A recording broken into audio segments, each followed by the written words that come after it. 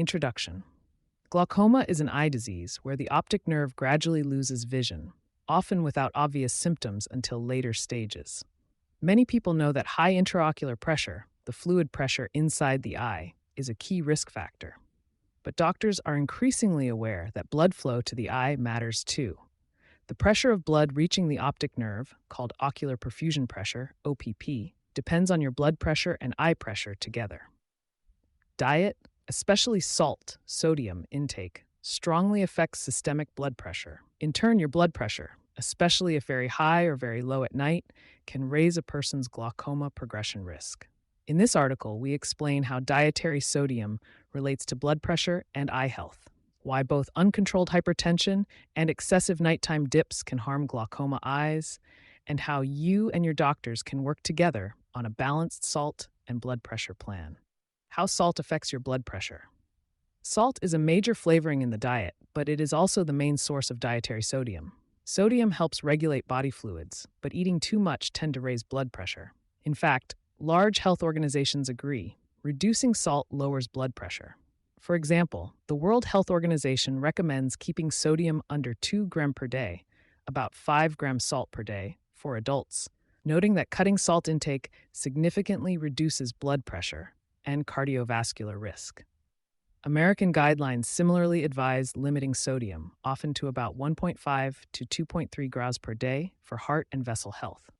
When you eat salt, your body retains more water to keep the salt concentration balanced. This extra fluid raises blood volume, which in turn pushes up blood pressure. Some people are salt sensitive, meaning their blood pressure rises more sharply with high salt intake. Over time, chronically high blood pressure, hypertension, can damage blood vessels and strain the heart. That's why reducing sodium is a cornerstone of preventing and treating hypertension. Blood pressure and eye perfusion, why it matters in glaucoma. Your eyes need a steady blood supply to stay healthy, especially the tiny blood vessels nourishing the optic nerve. Ocular perfusion pressure, OPP, is the net pressure driving blood into the eye's arteries, roughly the difference between your arterial blood pressure and the pressure inside the eye, IOP. In simple terms, if blood pressure is high, OPP tends to be higher. If blood pressure is low, OPP drops. Numerous studies show that chronically low OPP is linked to glaucoma risk and progression. For example, a major review found strong relationships between low ocular perfusion pressure and open-angle glaucoma. In population studies, eyes with glaucoma often had lower OPP, and clinical studies showed glaucoma got worse when OPP was low.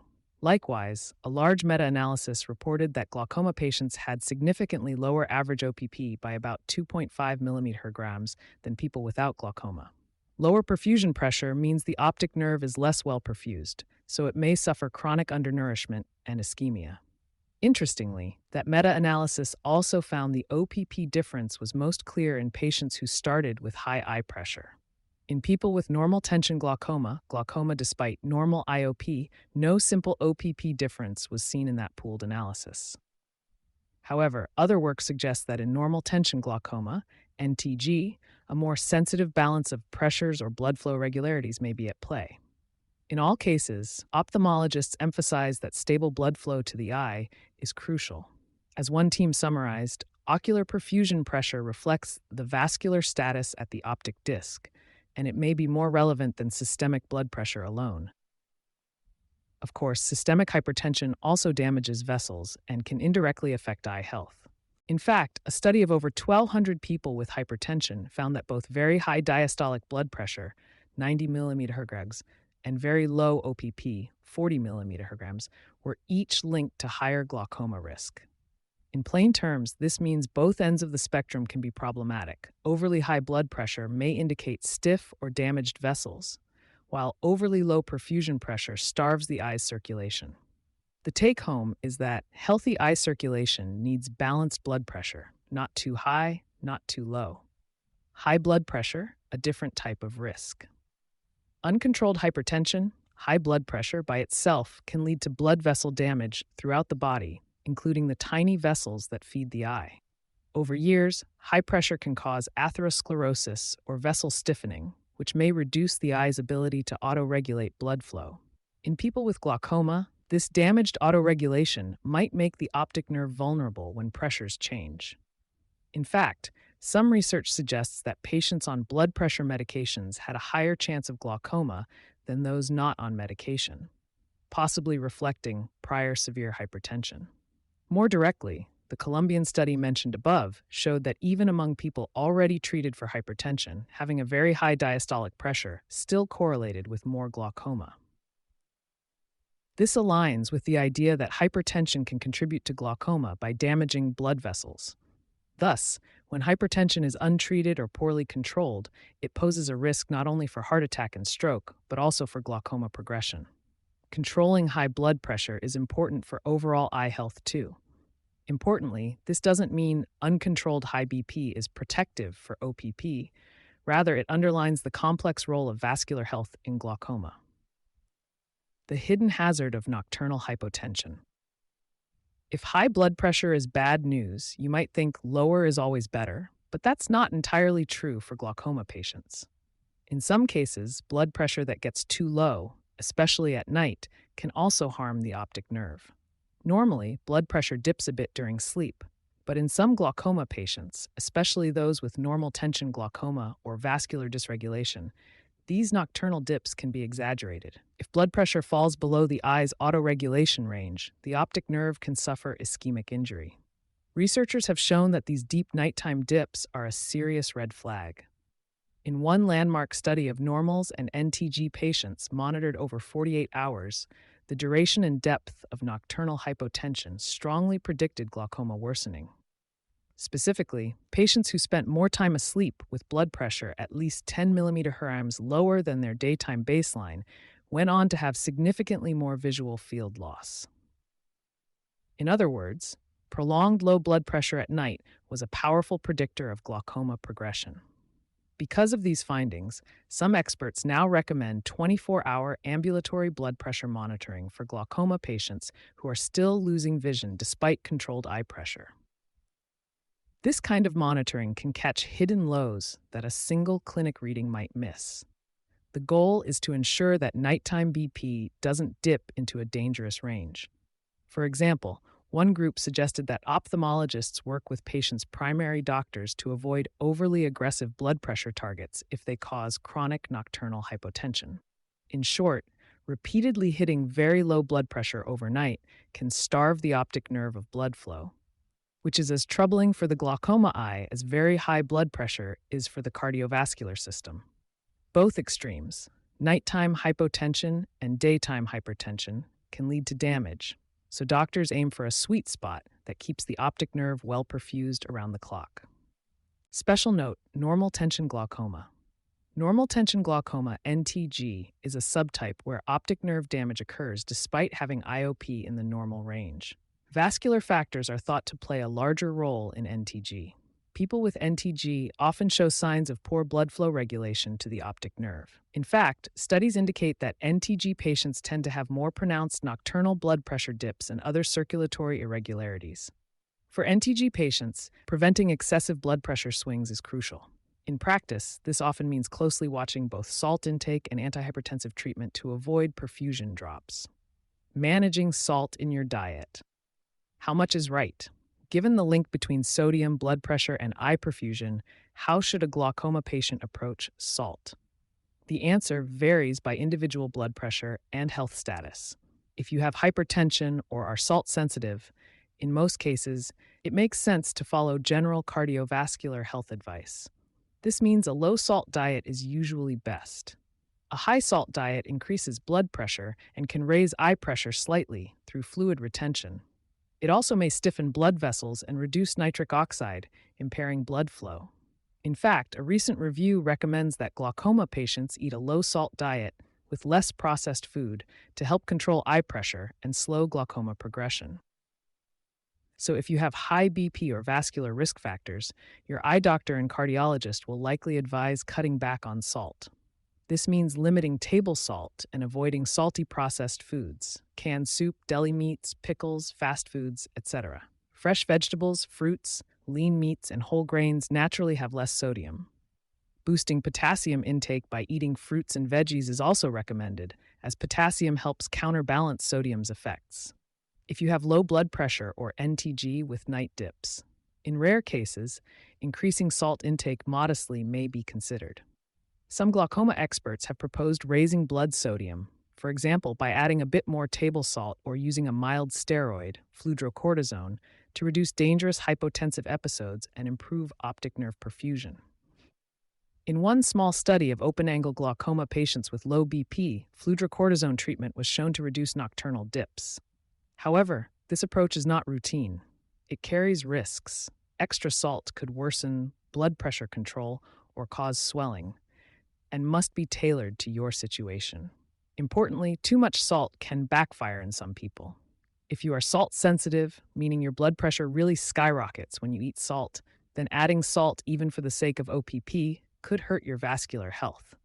As the Thessaloniki Eye Study authors note, salt loading likely leads to further vascular injury in people with impaired autoregulation. In fact, they found that glaucoma prevalence was higher in patients on blood pressure medicine who also used salt often. Bottom line, don't change your salt intake without talking to your doctors. If you have glaucoma and normal or osteoporosis level blood pressure, your eye doctor may still urge reducing salt to protect small vessels. But if your ophthalmologist notices you have low perfusion or pronounced dips, they might coordinate with your physician to adjust salt or medications. The goal of salt management is always balance, enough to maintain stable eye perfusion but not so much that systemic blood pressure stays high. Antihypertensive medications and timing.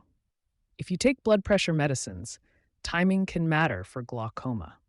Many antihypertensive drugs, especially some blood pressure pills taken at bedtime, can accentuate the normal nighttime dip. For patients who already dip too low in sleep, this can worsen OPP at night. Some doctors therefore assess whether it's better for such patients to take medications earlier, in the morning, or switch to other drugs that cause less nighttime hypotension. For example, short-acting medicines or dividing the dose differently. Additionally, not all blood pressure medications behave the same. For instance, alpha blockers and some calcium channel blockers might allow more moderate nighttime blood pressure levels, whereas certain beta blockers or nitrates could create deeper dips.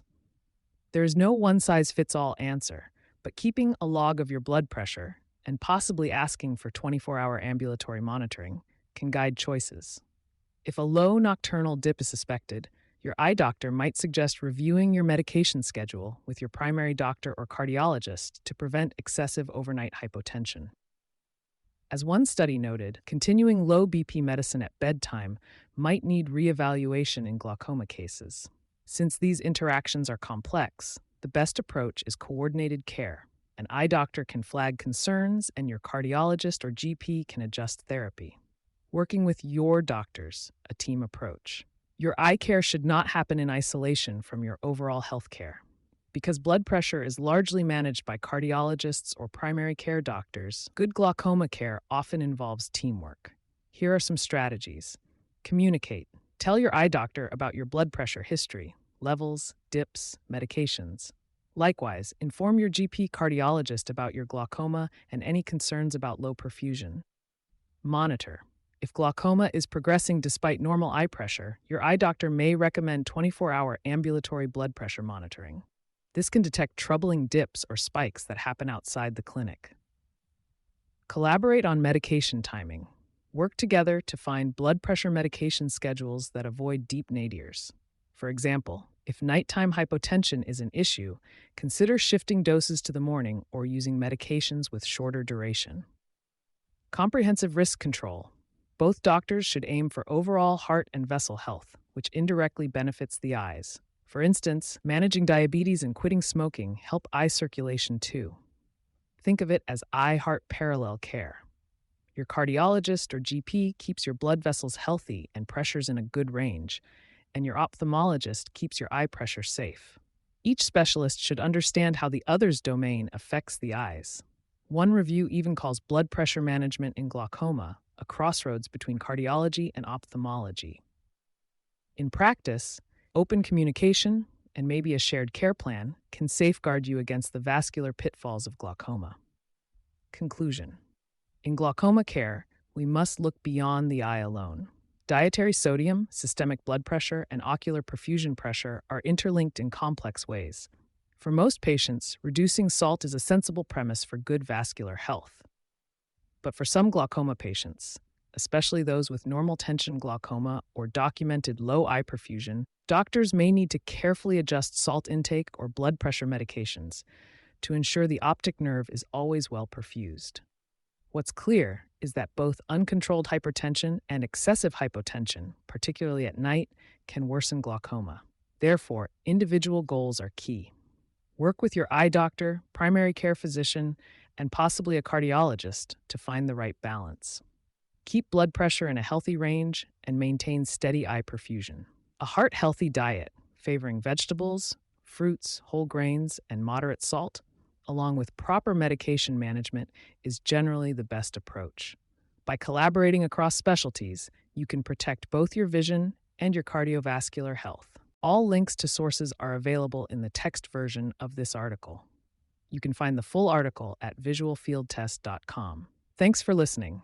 To check your visual field, click the link at the bottom of this article or visit visualfieldtest.com.